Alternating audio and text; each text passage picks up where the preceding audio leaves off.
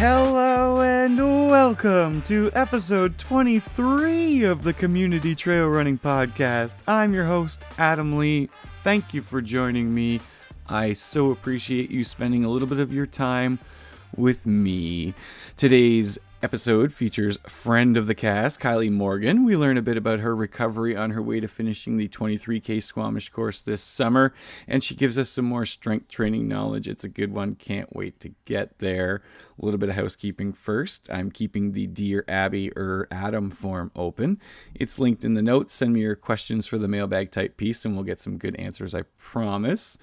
And we'll be back next week with part one of a two-part piece with Sandra Riches of BC Adventure Smart. She's the executive director over there. She has some awesome information about how to stay safe when we're out there playing, but she also gets into the backstory of the safety advice, where it comes from, and the treasure trove of data they have available to them to generate that advice. It's awesome. Can't wait. Two parts. Part one next week, but today is about Kylie.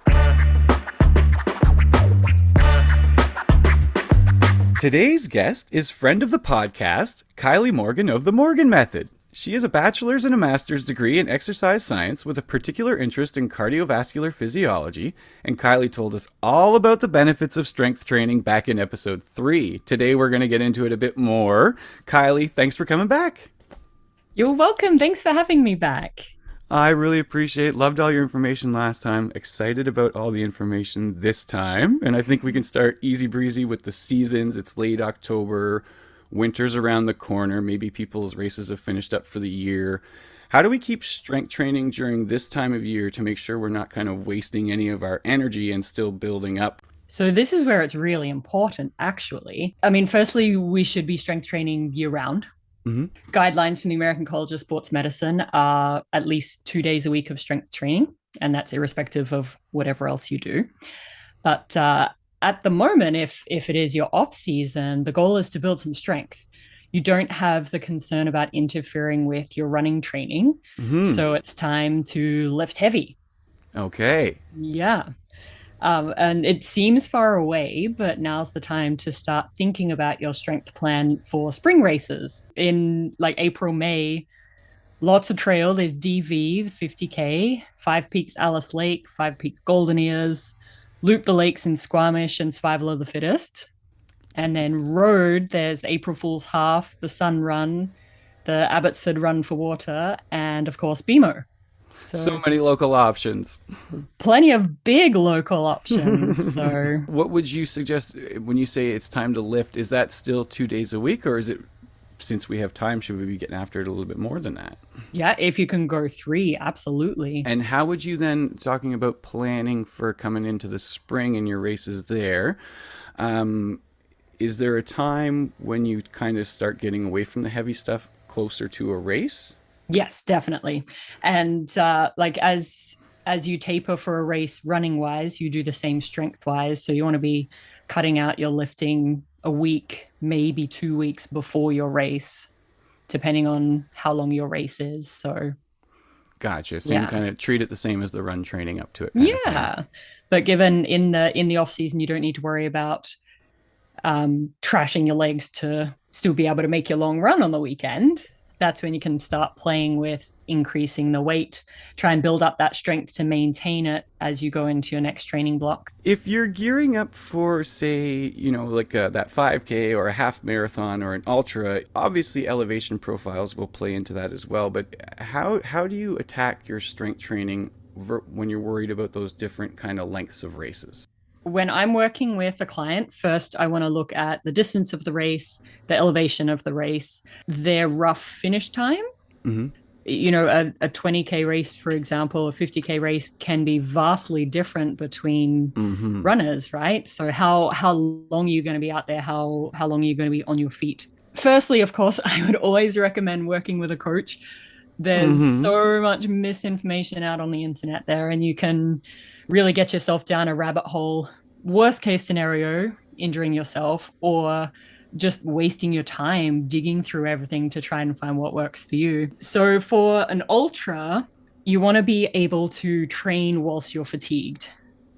Because that's like at least the second half of your race, right? You're fatigued. Lots of endurance, running and strength training on the same day Generally, that helps to balance out the weekly volume and recovery, because everybody should have at least one recovery day. And then looking at the profile of the race, so is there lots of climbing? Then we'll prioritize things like loaded step ups, for example. Okay. So you can have a lot of fun if you want to be really specific about your race. If you've got one goal race, you can have some fun. Talking about ultra, such as like the 50-50 in Squamish, you're not going to have just one long run day. You're going to be doing 2 back-to-back run days. And with that one specifically, because you've got 2 long run days in a row, but with any of them, you don't want to be strength training the day before your long run. Gotcha. You want to be able to go into your long run fresh. But long story short, the ability to keep performing whilst you're fatigued is key the longer your distance gets. That makes a lot of sense, I suppose, right? We need the reserves the longer we want to be out there. Yeah. And knowing, a lot of people come to me and they're like, okay, so I'm running this race and it's this distance. And I say, okay, well, what's your goal finish time? How long do you plan to be out there? And they're like, oh, I don't know. It's just this distance. And it's like, it could be very different, right? Absolutely. Depending on the terrain, depending on the day you're having, but also, again, between 2 runners. So, I'm often out there half as long as most of the field. So that's a big difference, right? Yes, absolutely. Solid back of the pack runner here. Nothing wrong with that, but it is important to realize that you're going to be out there longer than others, right? Mm-hmm. Is there a way or a specific piece of advice you have? You said, I know, kind of tongue in cheek, but it does make a lot of sense. If you can hook up with a coach, that's fantastic. How do you advise people to find a coach that works with them? Look at somebody's certifications. Mm-hmm. You can do a personal training certification in one day on the internet. Mm-hmm. And I'm a big proponent for experience doesn't equal education. Right. You can be going to the gym yourself for 20 years, but not know how to coach someone or what's appropriate for someone. Sometimes more important than that, do you like them? Right. You're entering into a relationship. You need to get along with them. You need to have mutual respect. And I think that's a really big thing. If you don't kind of jive with someone, it doesn't work. It's not fun. If you find somebody that you're interested in working with, see if you can have a chat with them, have a phone call, Zoom, something like that. That's where social media can be kind of cool with things like stories. You can see, behind the scenes of people, and that's one that I'm really bad for, to be honest, because I'm super goofy and not confident on camera. So I love your feed, though. I think it's great. It's super informative. It's great. Yeah, but if somebody's chatting on the camera, you can kind of get a feel for what they're like as a person, and if your personalities are going to work well together. You just had a pretty big race yourself in August. You ran the 23K in Squamish after a long road of recovery. I know you were super ecstatic to get out, because it had been so long. So long. Oh my goodness. Tell us a little bit about the recovery, the race, and how you made sure you got there in one piece and you didn't get too excited and ramp yourself up too fast or anything like that. That's always hard. Longest recovery ever. So I had pretty major knee surgery last year. And I went into it thinking, oh, this is great. I'll be back in 5-6 months. And that definitely was not the case. Recovery was going somewhat well. And then I had a second operation in December last year that wasn't related, but I had 1 month of absolutely no exercise except for walking after that. So that really put me back. I think the hardest part is when you have major surgery like that, every thought is just, oh God, I don't want to be back here again. There is nothing worse than not being able to run. So the comparison part is really hard. You see people with other injuries who are back running no problem a few weeks later, and you're like, oh man, this is so unfair. But that's obviously not the way to do it. Comparison is the thief of joy. Every injury is different in severity. Every person is different. Everybody's circumstances are different. So trying not to play that comparison game is huge. I do not recommend my Squamish training at all. It was do as I say, not as I do. Things were going pretty good with my return to running at the beginning of the year. And then I hurt my knee pretty badly at the end of May. And that really threw off my Squamish training. Mm-hmm. So my physio and I, she's also my best friend, so that helps. We made a plan to prioritize strength training. Let's put the running on the back burner for now. Let's focus on getting pain-free again. I teach spin classes, so I can get some cardio from there, and let's just get my knee really freaking strong. Gotcha. And that was good.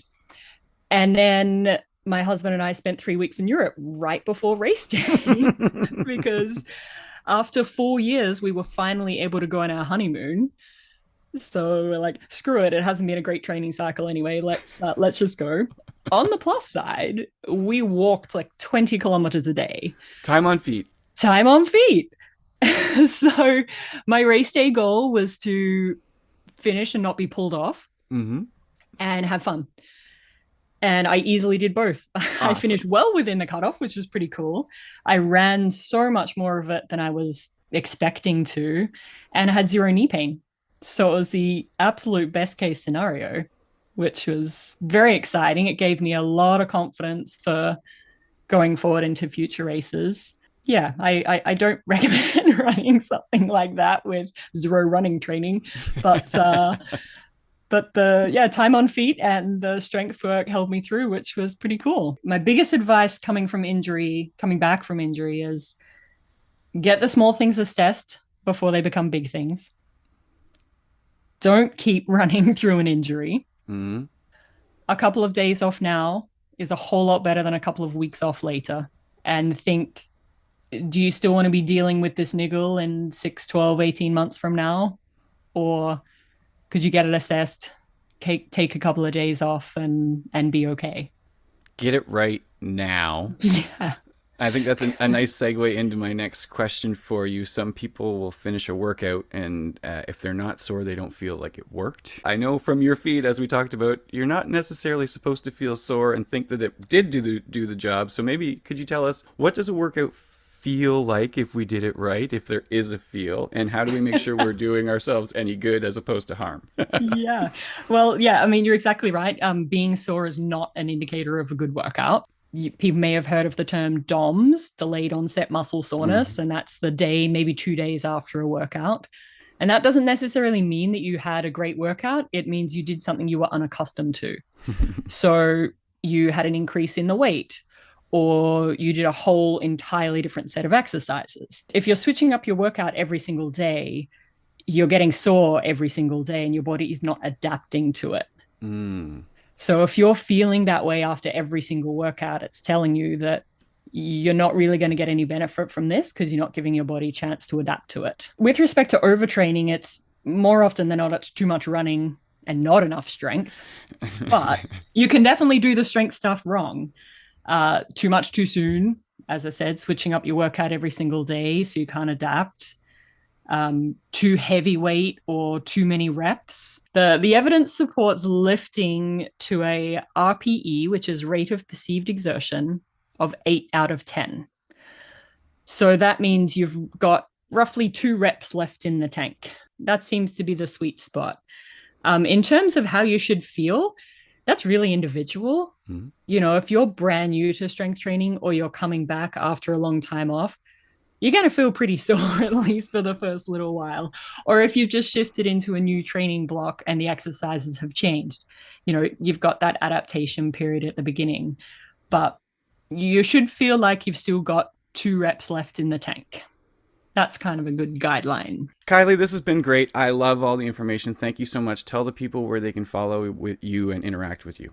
You're so welcome. I'm on Instagram. My thingy, what do you call it? Handle. My handle is at themorgan.method. You can find me on my website too, www.themorganmethod.ca. And I've got some freebies that you can download on my website too. There's a training paces calculator and there's a yoga for runners guide. Make sure to get over and check it out. Huge thank you to Kylie Morgan. Huge thank you to all of you listening. Shout out to race volunteers everywhere. And until next time, I'm Adam Lee, and this is Community Trail Running.